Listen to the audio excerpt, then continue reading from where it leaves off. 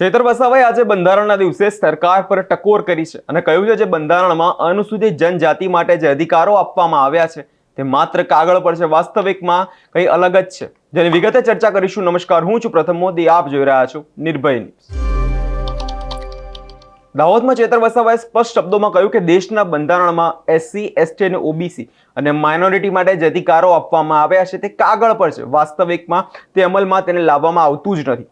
ચૈતર વસાવાએ સ્પષ્ટ શબ્દોમાં કહ્યું કે જે આપણે જોયું કે છેલ્લા કેટલાક સમયથી જે દારૂનો પ્રશ્ન છે, દારૂ અને અડ્ડાઓ જે ચાલી રહ્યા છે તેના પ્રશ્ને ચૈતર વસાવાએ કહ્યું કે કેટલાક નેતાઓ પોલીસને પોતાના રાજકીય એજન્ડા માટે પોલીસને પોતાની હાથની કઠપુતળી બનાવી દીધી છે.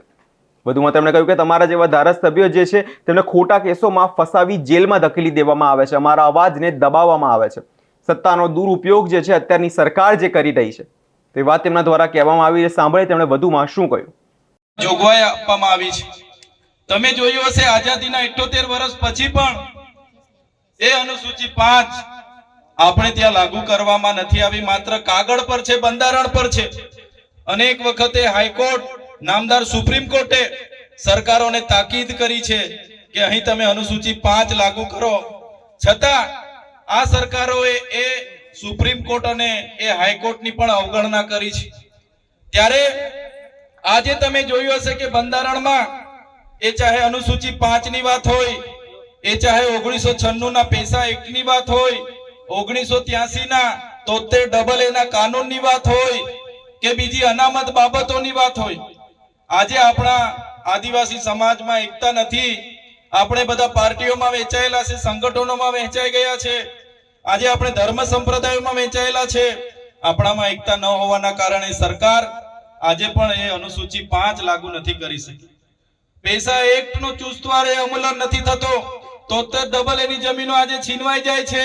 કોઈ પણ પ્રોજેક્ટ આવે છે ત્યારે ગ્રામ સભાની પરવાનગી લેવામાં નથી આવતી. કોઈ વ્યક્તિની જમીન જાય છે એની પરવાનગી લેવામાં નથી આવતી. પબ્લિકની જાહેર હિયરિંગ કરવામાં નથી આવતું અને બારોબાર જમીનો સંપાદન થાય છે.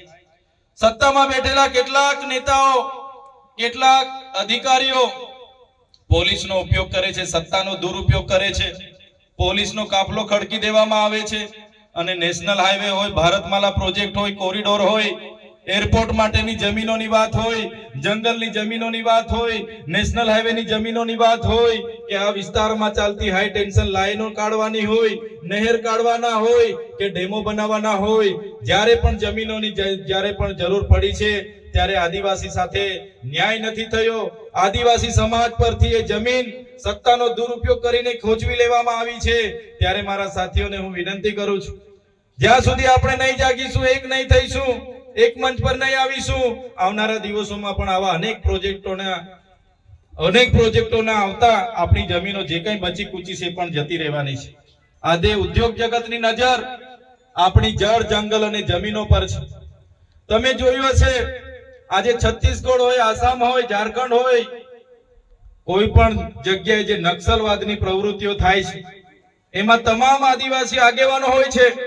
કોઈને શોખ નથી થતો હાથમાં હથિયાર લેવાની, કોઈને પોતાના પરિવાર ગામથી દૂર થવાની ઈચ્છા નથી રહેતી, કોઈને જંગલમાં ભટકવાની ઈચ્છા નથી રહેતી, પણ પોતાના પૂર્વજોએ આપેલા જળ, જંગલ, જમીનના અધિકારો બચાવવા માટે, પોતાના સામાજિક અધિકારો બચાવવા માટે, સંવિધાનિક અધિકારો બચાવવા માટે આપણા લોકો, તમામ દેશના લોકો લડી રહ્યા છે. આજે તમે જુઓ દેશમાં જેટલી પણ આર્મી છે, BSF છે, જેટલી પણ ફોર્સ છે, અડધી ફોર્સનો ઉપયોગ એ આપણા આદિવાસી સમાજ સાથે લડવા માટે સરકાર ઉતારી રહી છે. નક્સલીઓ બતાવીને એમના પર એન્કાઉન્ટરો થયા છે, એમને ઠાર મારવામાં આવેલા છે. એમનો ઇતિહાસ જોશો, એમના દાદા પરદાદાઓ, ત્યાંના જ્યાં પૂર્વજો એ ત્યાંના મૂળ માલિકો હતા. એમના જમીનોના રક્ષણ માટે, જ્યારે અદાણી અંબાણીના પ્રોજેક્ટોને રોકવા માટે એ લોકો સરકાર સામે અવાજ ઉઠાવે, ઉદ્યોગપતિઓ સામે અવાજ ઉઠાવે, કોર્પોરેટરો સામે અવાજ ઉઠાવે, ત્યારે એમની સામે નક્સલીઓનો સિમ્બોલ લગાડી એમની સાથે આ અત્યાચારો થાય છે.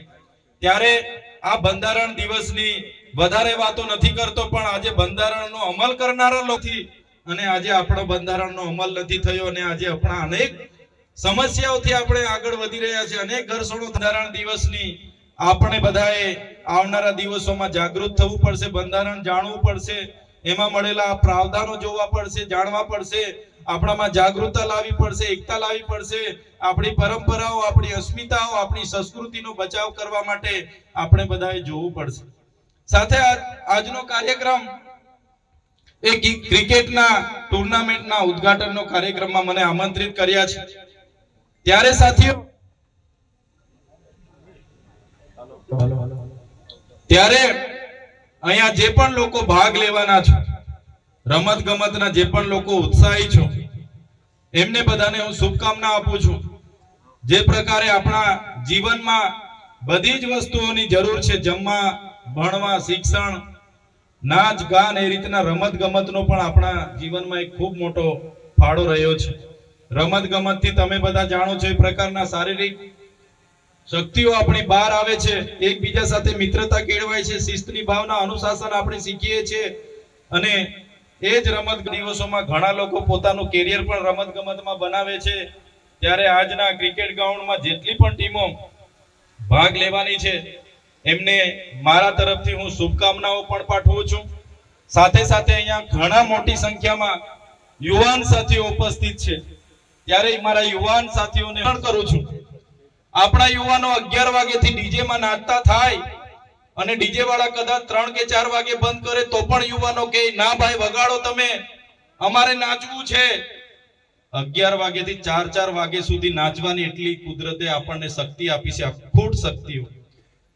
તો જે પ્રકારે તમારી શક્તિનો ઉપયોગ નાચવામાં, કૂદવામાં આપણે બધા કાઢીએ છીએ, એ જ પ્રકારે આપણી શક્તિનો ઉપયોગ આપણા કેરિયર બનાવવા માટે પણ કરવો પડશે, શિક્ષણ માટે પણ કરવો પડશે. આપણા પરિવારના, આપણા બાળકોને કઈ રીતના ભણાવવું એના માટે પણ આપણે વિચારવું પડશે. મારા ઘણા વડીલ મિત્રો અહીંયા ઉભા છે.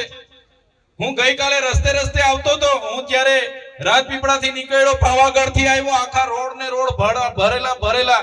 2-3 જગ્યાએ જમરૂખ લેવા અમે ઉભા રહ્યા અને યુવાન નાના છોકરાઓ પાછળ બેગ અને ટોળે ને ટોળા યાત્રામાં હતા. બધા છોકરાઓ મને કે સાહેબ ફોટો પડાવવાનો છે.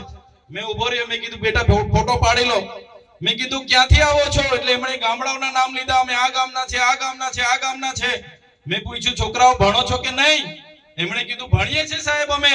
મેં કીધું કયા ધોરણમાં ભણો છો? કોઈ કીધું અમે 9માં છે, 10માં છે, કોઈ કીધું અમે 8માં છે. મેં પૂછ્યું કેટલા દિવસથી યાત્રામાં નીકળેલા છો? એમણે કીધું અમે 15 દિવસનો અમારી યાત્રા છે. મેં કીધું શાળા સાહેબ 15 દિવસે રજા. મેં કીધું લો ભાઈ. તો મારા વડીલો, મારા યુવાનો, મારા બધાને વિનંતી કરું છું, જે છોકરાઓને ભણવાનો સમય છે એમને ભણાવો, જ્યારે યાત્રા કરવાનો સમય આવશે ત્યારે યાત્રા કરાવજો, મારે કોઈ વાંધો નથી.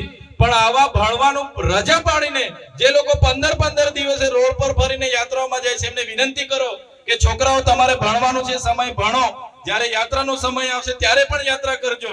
અને એવા આજુબાજુમાં જ્યાં પણ હોય એમને કહો કે ભાઈ 15 દિવસની રજા ના હોય, તમારે 4 ધામ ફરવું હોય, 5 ધામ ફરવું હોય, ફરો, પણ શિક્ષણ અને તમારી કારકિર્દી પહેલા બનાવો, એ પણ તમારે બધાને વિનંતી કરવી પડશે. ત્યારે છોકરાઓને મેં એ જ વાત કરી કે શાળામાં કેમ રજા પાડી તમે 15 દિવસે? તમારો ભણવાનો સમય છે, ભણો. યાત્રામાં જ્યારે રજા હોય ત્યારે તમારે જવાનું થાય તો જજો. ત્યારે મારા વડીલોને પણ વિનંતી કરું છું, આપણી પરિસ્થિતિ નબળી છે. આજે તમે જોયું હશે ગુજરાતમાં આપણે 15% છે, 1,25,00,000 આદિવાસીઓ છે, પણ આપણે ક્યાંય નથી આપણે ન્યાય પ્રણાલિકામાં, નથી આપણે બ્યુરોક્રેટ્સમાં, નથી આપણે કોઈ. બંધારણ દિવસની સૌને અમે શુભકામનાઓ આપી છે. સાથે આમ આદમી પાર્ટીનો પણ આજે સ્થાપના દિવસ, એની પણ શુભકામનાઓ આપી છે. ત્યારે આજની આ ટુર્નામેન્ટમાં ભાગ લેનારા તમામ ખેલાડી મિત્રોને અમારા તરફથી શુભકામનાઓ પાઠવીએ છીએ. પોતાની ખેલદિલીથી રમે અને આગળના જીવનમાં પોતાના કેરિયર રમતગમતમાં આગળ વધારે, અહીંથી રમીને આવનારા દિવસોમાં જિલ્લા, તાલુકા, જિલ્લા, રાજ્ય અને દેશ સુધી આગળ વધે એવી શુભકામનાઓ આપીએ છીએ.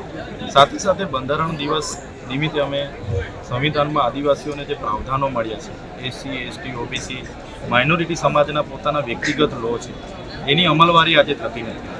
આજે તમે જોયું હશે કે જ્યારે શાંતિ, સુરક્ષા અને સલામતી માટે પોલીસ હોય છે, એ પોલીસનો ઉપયોગ પણ કેટલાક નેતાઓ પોતાના પાર્ટીના કામો માટે કરાવે છે. કેટલીક જગ્યાએ તમે જોયું હશે અમારા જેવા ધારાસભ્યને દબાવવા માટે ખોટા કેસો થાય છે, જેલોમાં જવું પડે છે. તો આવી બધી પરિસ્થિતિ આજે ઊભી થઈ છે. ત્યારે બાબા સાહેબે જે કીધું હતું કે બંધારણ ખૂબ સારું બન્યું છે, પણ એના અમલકર્તાઓની ઈચ્છા શક્તિ હશે તો જ આનો અમલવારી થશે. ત્યારે આજે અનુસૂચિત 5ની અમલવારી નથી થઈ, પૈસા એક જાહેર કરી છે પણ એનું કોઈ પાલન નથી કરતું. ફક્ત ડબલ એ જમીનો આજે બારોબાર બીજા લોકો લઈ જઈ રહ્યા છે. આજે સંપાદનમાં કોઈ વ્યક્તિની ગ્રામસભાની કે કોઈ પબ્લિક હિયરિંગની વગર બારોબાર એરપોર્ટ માટે જમીનો સંપાદનો થાય છે, પ્રોજેક્ટો માટે સંપાદનો થાય છે. આજે આ વિસ્તારોમાં જેટલા પણ ડેમો બન્યા છે એ ડેમોના વિસ્થાપિતોના આજે પણ વળતરો નથી મળ્યા, આજે પણ જમીનો નથી મળી. નોકરી આપવાની વાત હતી તે પણ આજે નથી મળી. ત્યારે અનેક સમસ્યાઓને લઈને અમારે આજે અહીંયા સભા પણ થઈ છે. ત્યારે આમ આદમી પાર્ટી એ આવનારા દિવસોમાં આ તમામ મુદ્દાઓને લઈને ગ્રાઉન્ડ પર જશે અને એ મુદ્દાઓ અમે સડકથી લઈને સદન સુધી સરકાર સામે ઉઠાવીશું. અહીંના લોકોના હિત માટે, લોકોની સેવાકીય પ્રવૃત્તિ માટે આવનારા દિવસોમાં આમ આદમી પાર્ટી તાલુકા અને જિલ્લા પંચાયત, નગરપાલિકાની તમામ બેઠકો પર ચૂંટણી લડવાની છે. અમને લોકો પર પૂરો ભરોસો અને વિશ્વાસ છે કે આ વખતે આમ આદમી પાર્ટીની સરકાર બને અને લોકોના અમે સારા કામ કરી શકીએ.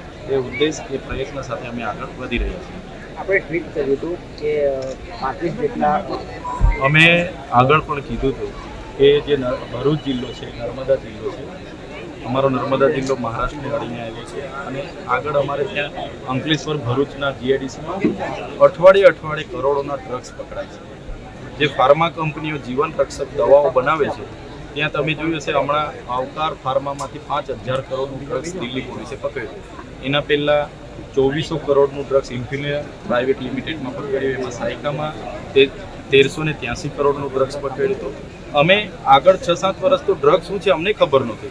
હવે આ 7 વર્ષમાં એટલું બધું ડ્રગ્સ પકડાય છે તો આવે છે ક્યાં, કોણ બનાવે છે ને આટલી બધી એમને ડર કેમ નથી, કોનો હાથ છે, એ એક પ્રશ્ન છે. એટલે અમે ચોક્કસપણે સરકારને કહેવા માંગીએ છીએ કે જે પણ ડ્રગ્સના નામે કેટલાક કરપ્ટેડ અધિકારીઓ, બધાની વાત નથી કરતા, કેટલાકને રાતોરાત કરોડપતિ બનવું હોય, લખપતિ બનવું હોય, તે આવા લોકોને આશીર્વાદ પૂરા પાડે છે. એવા લોકો સામે કાર્યવાહી કરવામાં આવે એ અમારી માંગણી છે.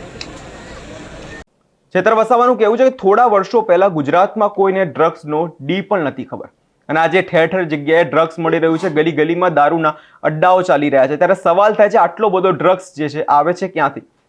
ચેતર વસાવાએ સ્પષ્ટ કહી દીધું કે આ મુદ્દો હવે સડકથી લઈને સંસદ સુધી તે લડવા માટે તૈયાર છે. તમારો શું અભિપ્રાય છે તે કમેન્ટ બોક્સમાં જરૂરથી આપજો અને અમારી ચેનલ નિર્ભય ન્યૂઝને લાઇક, શેર અને સબસ્ક્રાઇબ કરવાનું ભૂલશો નહીં.